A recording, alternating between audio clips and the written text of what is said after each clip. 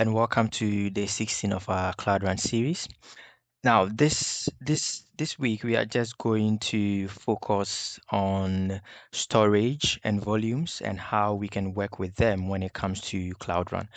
Today specifically, we want to look at Google Cloud Storage and how we can use it with Cloud Run. Now, if you wanted to write some file or some information to storage, what you would do normally is to use the Google Cloud SDK or the Google Cloud Storage SDK or the Google Cloud Storage APIs. And then you would just, use the APIs to write and read files from your cloud storage. When you are using Cloud Run, you have an alternative, which is to mount the storage on your Cloud Run as a volume. So if you've ever even used Kubernetes, you know you can add volumes to your Kubernetes pod. And in Cloud Run, right, what we are trying to do is we are trying to provide our cloud storage bucket as a storage file system so that we can directly read and write into our file system as if we are on a server and we are reading and writing to a certain location, right? Now, if you are using Cloud Run, by default, you can write to the Cloud Run service. So you can write some file to your Cloud Run instance. But what happens is that once that instance is terminated, that data will be lost. And also, any information you write into your Cloud Run instance consumes your memory. And so you might not want to write an especially large file or information to your Cloud Run instance. So those are some of the limitations when it comes to your Cloud Run instance. The more you continue to write into the memory, the more you consume your RAM. And so you can imagine that if you have maybe a 512 megabytes Cloud Run service and you continue writing to it, then at a certain point, you consume the memory and then a new instance would be spin up to serve new requests. So Google Cloud allows us to be able to mount cloud storage buckets directly on our Cloud Run. What this allows us to do is it allows us to basically read and write to that storage as if it were a local file system on the Cloud Run service. So if you were deploying your application to a server like Compute Engine or a virtual machine on AWS, you would just go ahead to read and write to a certain location, right? But in this case, what we are doing is we want to basically read and write to our cloud storage bucket so that it can persist even when the container is terminated. Now, there are a few limitations you should think of when you are using this because this integration uses Cloud Storage Fuse, which is an adapter for connecting cloud storage to Google Cloud services. So you can even use GCS Fuse to connect cloud storage to your Compute Engine instance. And in this case, we want to connect it to Cloud Run. So one of them being that does not provide concurrency control for multiple writes.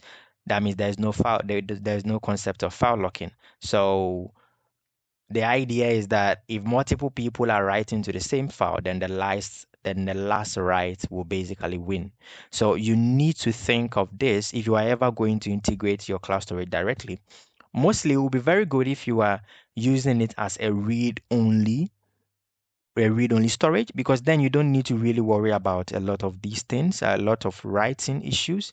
You just worry about, okay, I'm reading data from my storage and that is it. Right.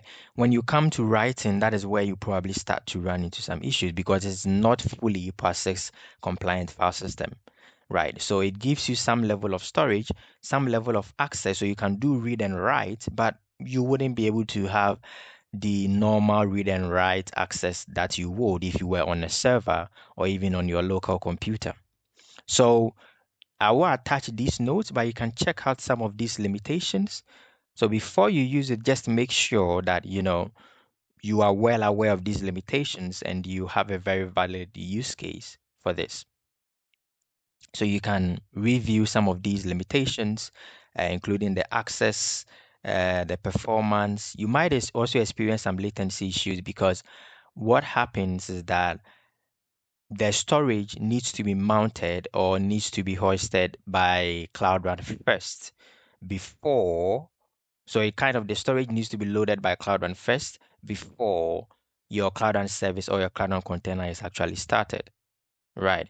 And so you might have maybe a much more larger, let's say, latency on code starts because the bucket needs to kind of be loaded first before the Cloud Run container is started.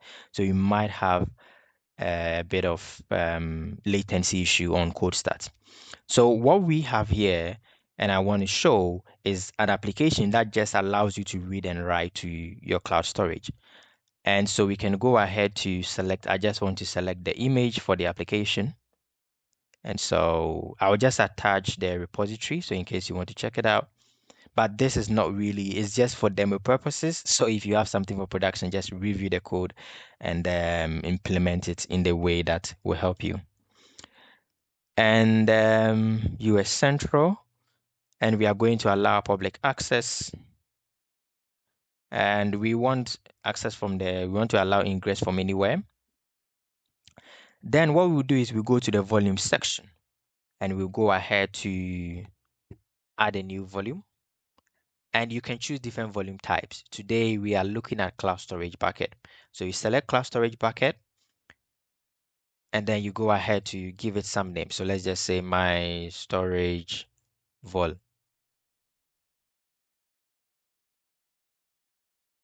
Then you go ahead to select the bucket. Now you can select a specific bucket or you can also select a path in that bucket. So I'm just going to say my storage vol as the name. So you can select, a certain path, a certain folder, or you can select the bucket itself and then you can interact with it. So I want to kind of put all of the files and everything inside my storage vault. Now, I'm not sure exactly what Google Cloud fails to do here. Maybe if someone knows, you can just probably let me know in the comments, but I'm not sure what Google Cloud fails to do here.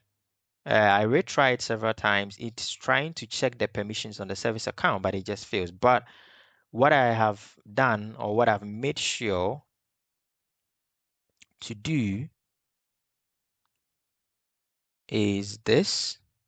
I've made sure that okay, sorry, I think I forgot to do that. So let me come to security and then let me make sure that the service account is my demo SVC, right? Let me retry. I think it's still the same, right? But I've made sure that my service account has storage object admin access to the bucket. So it has storage object admin, so that means that any bucket it can read and write to. If you want to grant only the least privilege, then you would go to the bucket itself and then you go to its permissions tab and add the service account there. So in that case, that service account only has permission on that bucket instead of this general one. But for the purpose of this demo, this works. Right, now you can configure it to be read-only if you wanted, right? But in this case, you want to be able to write to it. You have other mount options that you can configure if you are specifically interested in doing that. For our use case, we will just keep it simple. So we just leave all of these default. Yeah, we'll just leave all of these defaults and then we'll go ahead to say done. So we have created a volume, but now we need to mount that volume on our container. So we come to the containers tab, we'll go to volume mount, and then we'll say, okay, new volume. So you first create that volume and then you mount it on the container. And we go ahead to select the volume. Now we need to declare what path do we want the storage to basically be mounted. This means that if you want to read and write to this particular storage or the bucket, then what path should it be mounted on so that when you read and write, it will basically point to that. You can basically point to that path.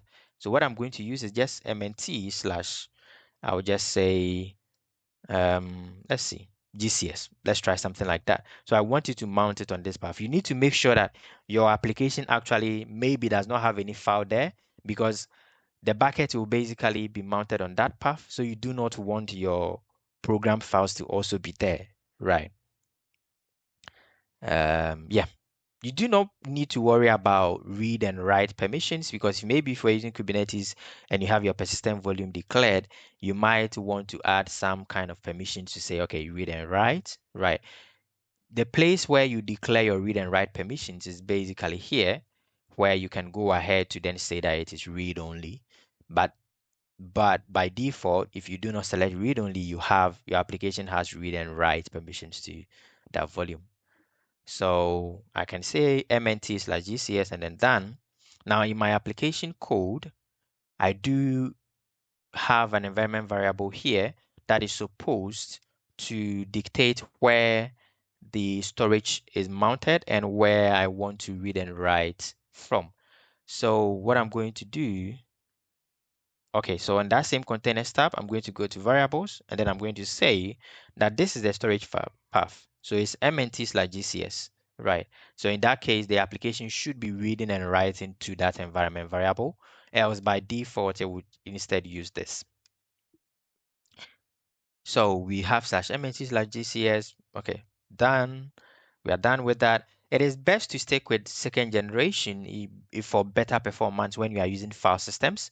It is better that way. You can stick with default and Google Cloud will choose a suitable one, but not the first generation. If you want to read and write to files or storage volumes, it's best to always use the second generation. So you can stick with default and Google Cloud will automatically, pick out the second generation for you, or just go ahead to select the second generation. And then let us create our service. So this should take a few seconds to minute.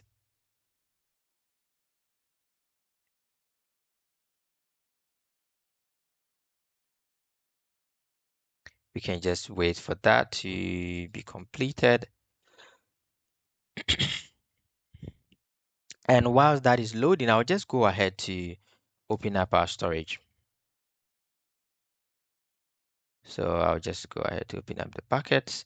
And Chrome has introduced this new update, which I think I really like. So you're able to split the views, and then you can have one on the other side and the other one here. So that is good because it will help with the demo.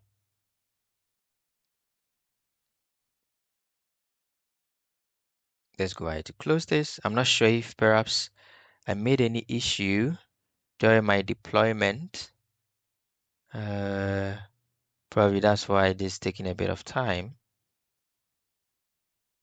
Okay, so let's just go into the bucket. Yeah, so we have the folder that we created, right? My storage folder right here. Should I recreate this service? I'm not sure why.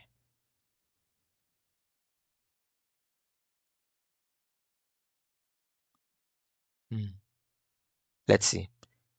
Let's go to observability. Sometimes you can't. Okay, so it's completed now. Okay, so let's go back. Okay, so let's visit the application. I think probably it's partly because of the storage volume, so it was just taking some time to mount that. Where is my split view? Oh, okay. So how then do I, let me see. I think I'm not able to do that. So what I'm going to do is I'm going to close this and then I'm going to try, I'll select here instead. It's going to maybe take some time for me to get used to this split view and how it works. Okay. So we are inside that folder. So our application just allows us to simply just upload a file. So we can go ahead to then upload any of our images. So Zookeeper, we go ahead to upload that file. Now, if you look at the code base, we aren't using, if you look at even our requirement.txt, okay, I do have the Google Cloud Storage package here, but I should be able to remove it and that should work. If you check the main.py, you should see that I'm not using the Google Cloud Storage. I'm not using a Google. You can see that there is nothing. So I'm not actually using the Google Cloud Storage the Google Cloud Storage package, right? I think I have it there because I was just copying some of the configurations around from previous projects. So you look at that. Now let's just go to the route to handle the upload, right? So let's just skip down a bit. We get the path and then we go ahead to just do file.save. So we are actually saving to the file system, right? But in this case, it's not going to be saved to the Cloud Run instance, but it's going to be saved to our storage bucket because we have configured the storage path to point to our cloud storage bucket. So if we refresh our storage bucket, you should see that the file is right here, right? So the file has been actually the file has been actually uploaded to our storage bucket. Now, if we go ahead to refresh, we do still see the file, with the size assumed here, um, and we can go ahead to view, right? So when viewing, we are not actually using the cloud storage APIs. If you just look at that path, right, we are just trying to use Flask to send a certain file from a directory, right?